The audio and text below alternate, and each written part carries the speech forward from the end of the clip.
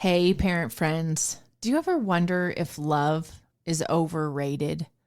Think about how it's portrayed on social media, in movies, and in the music that we listen to. Whew, our culture has some issues, right? They demonstrate love in ways that are contributing to broken marriages and contributing to sexually violent relationships and selfish relationships that lend themselves to sex and porn addictions and ultimately a feeling of emptiness and unhappiness.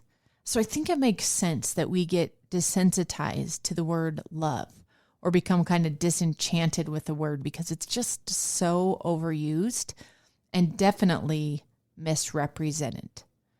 So, what's love got to do with it? Now, I could go into that song, but I'm going to spare you my voice there. I'm not the singer and the musical one in my family.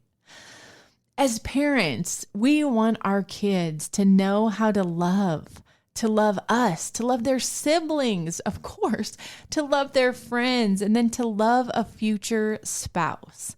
And the way they learn how to love is through us. So first, I just want to share some of the fun ways that kids define love. So I found these on dailygood.org.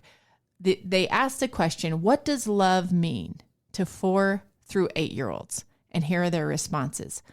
Tommy, who's 6, says, love is like a little old woman and a little old man who are still friends even after they know each other so well. So cute. Elaine, who's 5, says, love is when mommy gives daddy the best piece of chicken. Here's another one. When my grandmother got arthritis, she couldn't bend over and paint her toenails anymore. So my grandfather does it for her all the time, even when his hands got arthritis too. That's love. Whew. Another one, love is what's in the room with you at Christmas if you stop opening presents and listen. Bobby said that. Wow.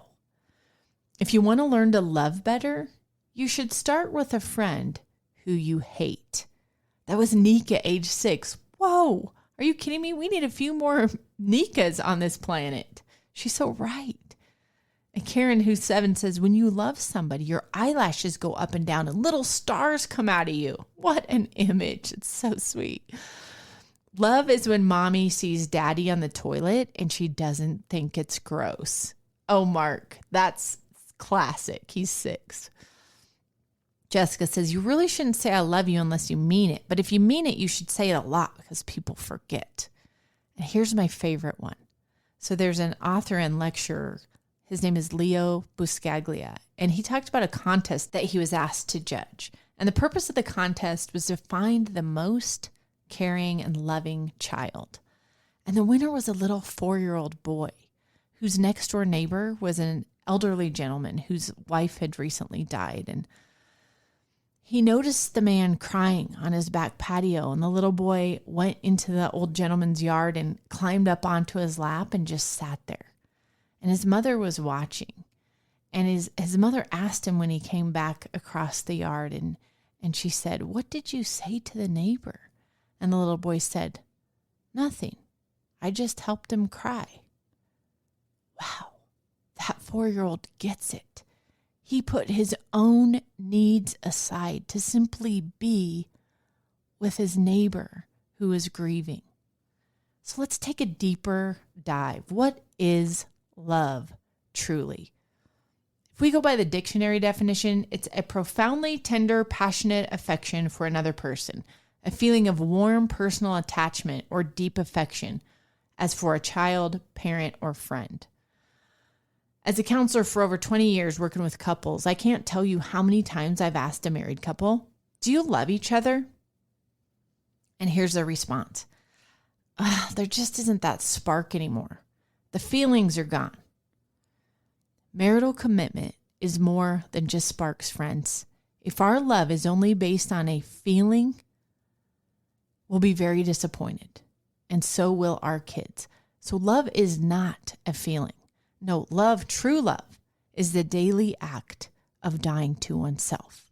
It's dying to and letting go of what we want for the sake of the other person. you and I both know love is not that comfortable, fuzzy feeling you see on the cheesy Hallmark movies. I mean, no offense. I've watched a couple myself, but they just go a little over the top. Like life isn't really like that. Love is sacrifice. Love is actually about becoming uncomfortable for the sake of another's comfortability. Love is choosing the other person's wants above your own. All within reason, of course. But stick with me here because this might be making the hair on the back of your neck stand up. And I get that. This is difficult to hear. But if love means putting aside our own wants and desires in order to serve someone else, it could feel like constantly pouring out into others, right? Giving your spouse to your kids, your coworkers. And you're right. But what if your spouse, your kids, and your coworkers were pouring into you every day too, putting their own passions and desires aside in order to do something for you? You see where I'm coming from? Cultivating a spirit of giving in your home where everyone is trying to serve another person is the exact mindset that communicates true love. A friend of mine recently shared with me how he and his wife went to a counselor because they just couldn't agree on anything. And they felt like they were always at odds with each other. And they had noticed that after 5 kids, they had just realized they had very little in common. And the counselor gave them one assignment. She said, you know what? I want you to go home today and don't say a word to each other for 2 weeks. The only reason you can use words with each other is if you need to communicate about your kids, some transactional type of conversation. If it's about the kids, go ahead. But otherwise, no talking. Instead, I want you to do one thing every day for the other person that they would like. And it can't cost any money. And then when you come back in 2 weeks, we'll reevaluate how you're doing. But don't break the rules. Whew. That sounds hard, guys. They took her advice. And a few days in, they noticed a softness that had come over them when they looked at each other. They began to laugh in the presence of each other. And then they felt that distance between them, that gap, start to shrink. Well, why is that? Love isn't words. It isn't a feeling. Love is a choice, and it's sacrifice. It means putting the needs of someone else above your own, maybe for 2 minutes, maybe for 3 hours, and maybe at times it's for an entire weekend. But think about it. When was a time you remember feeling loved by someone? I want you to reflect here. What was happening there? Did someone stop on their way home from work and pick up dinner for you and then drop it off because they knew you were sick and your family needed to eat? That's sacrifice. Maybe your spouse rearranged their schedule so they could have coffee with you every Wednesday morning. Maybe your spouse prioritized intimacy even when they were tired or busy. So what was it for you? It's rarely the dozen roses or the ring or the social media post about how amazing and wonderful you are. Instead, it's someone doing something specifically for you without themselves in mind, That's why we say it's dying to self. It's sacrifice. Acts of love mean pouring into someone else, meeting them where they are, doing something they like, regardless of whether that's your thing. A guy recently told me, he said, I don't get it. My wife is always disappointed because I don't compliment her when she wears a new dress or she comes home from the salon and has just had her hair done. I just don't notice these things. And I'm not big on compliments. I don't need people complimenting me to know that I'm loved. And I just stopped him right there. And I said, man, your wife is giving you the blueprint. She's giving you the answer, how she feels loved. Do whatever it takes to notice her in her new dress, to compliment her hair when she has a hair appointment. Whether it takes a reminder in your phone or whatever, like this will be a deposit in her love bank. She's giving you the answer. It'll mean even more to her if you compliment her because she knows you. She knows this isn't your thing. It's completely about her. It's a sacrifice and something you have to work at. So that counts. That's love. You guys, all of us want our kids to be great spouses and parents. So practically speaking, how can we condition our kids to love in this way, to have and know sacrificial love? The best way is by fostering a spirit of giving right in our own homes, right underneath our own roof. So let's just get practical about this. You know, I love practical ways of implementing behaviors that lead to healthy habits. We've all done these in our home, my family. So Team Langdon has been on board for every single suggestion I'm giving you right now. Otherwise, I wouldn't say it. Draw names. Don't wait for Christmas time. Draw names in your family and do what that counselor suggested. Do one thing for your person every day that doesn't cost money, and it's something specific to that person. Put up a little checklist on the wall, a little spreadsheet that has everybody's names and just the days of a week. And then track it. Put your little checkbox in there once you've done something for your secret buddy. This gets everyone in the habit of thinking outside of themselves every single day. And it's super fun. It's a good surprise. It's good to give, and it feels good to receive. Another idea. It's Valentine's month.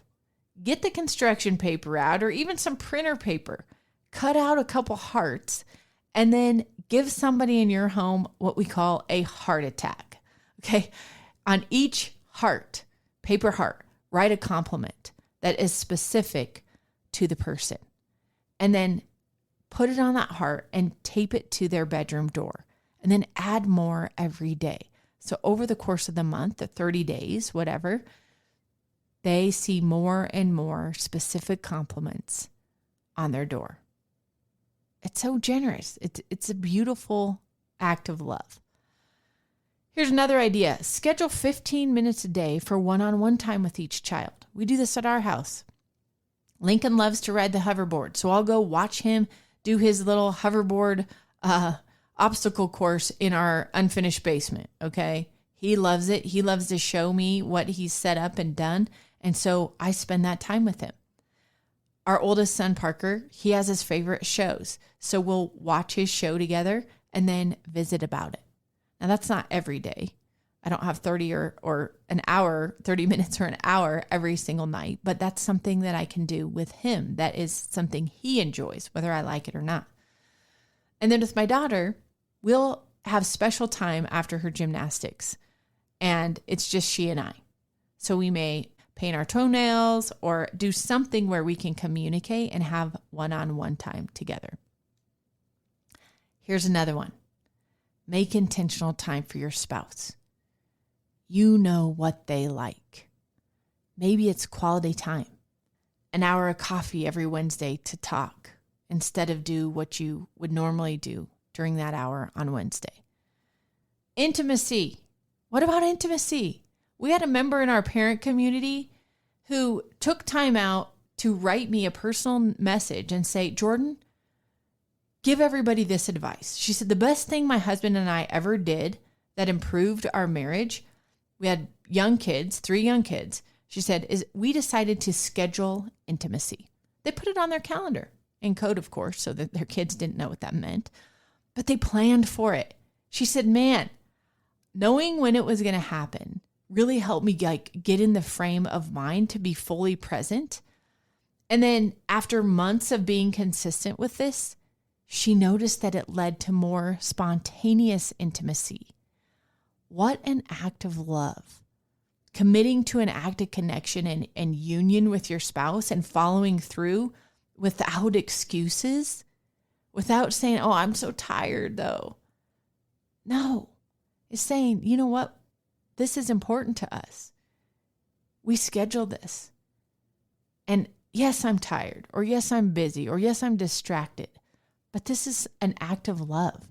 This is something that communicates love within our relationship. Here's another idea, guys. If you commit to do something helpful for your spouse, do it.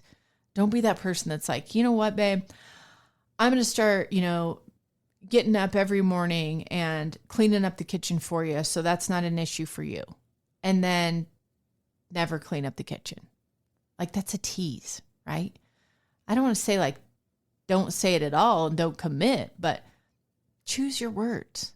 Be reasonable when you offer help, making sure you're able to follow through with it and that it's something that's helpful. Which brings me to the next one. Man, this is a slam dunk. Just ask how you can help.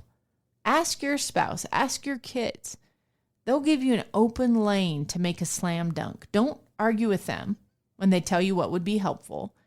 You got to trust that they know themselves and then try to fulfill their request. And finally, let your kids see you love on others. When you know your neighbor's sick, go take them a basket of tea with some natural honey, some homemade soup, or, ask to bring dinner for their family.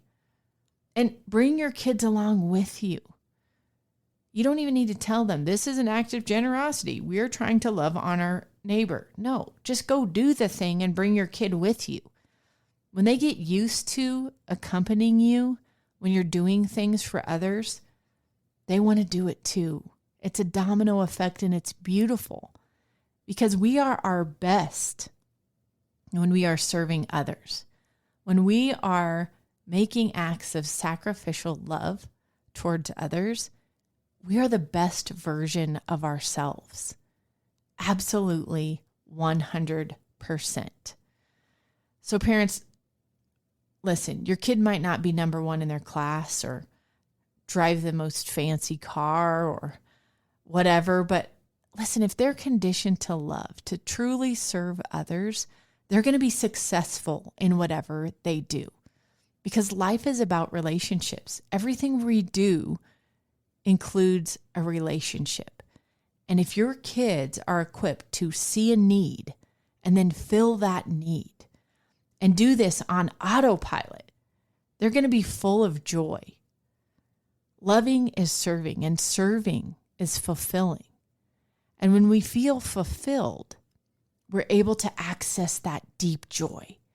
And deep joy means this for you: less temper tantrums, less fighting with their siblings, more pitching in around the house, more family unity, this team feeling, this cohesive team feeling in your family. Isn't that what you want? You guys, I am thrilled. I'm super excited to give you a sneak peek at our newest product that's launching here soon.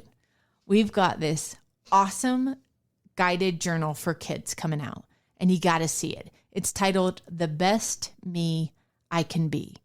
And this journal is all about learning how to love, developing a giving mindset. After testing this journal with many families, the moms have come back and said, wow, I am so blown away. All of a sudden, my daughter will just say, Mom, I need to interrupt you from doing the dishes. And Mom's like, okay, for what? Because I just want to tell you that I love you. I just want to give you a hug just because. And they're saying, man, there's less fighting, more pitching in. I mean, my kids are just seeing when something needs to be done and then doing it without being asked.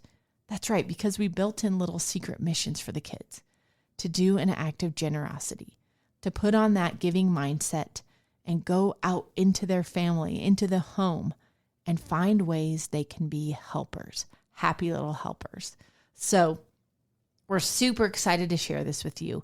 If you receive our weekly emails on Tuesday, you're going to be the first to know when we launch. And if you're not getting those yet, be sure you go to our website, familiesofcharacter.com, and hit that subscribe button up top to get put on our email list. These will be awesome birthday gifts for your kids to give to their friends, and even for grandparents to buy grandkids. And then best yet, just a great gift to your own child to get them in the habit of loving and serving those closest to them, their family. All the links to these are in the show notes for today's episode. Give yourself and your family the gift of true love by starting something new today. One little act of giving every single day. Jordan Langdon signing off. I'm going to catch you next episode. And remember, I'm always in your corner.